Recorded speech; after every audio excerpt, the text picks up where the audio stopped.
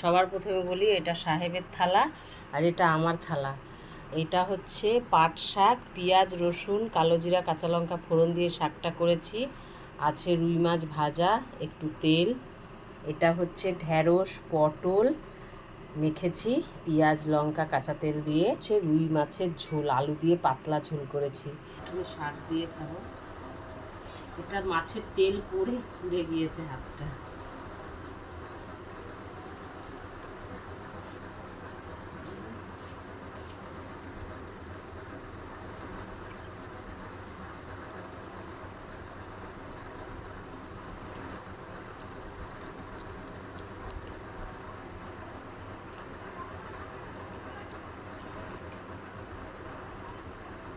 ঝোলটা যা হয়েছে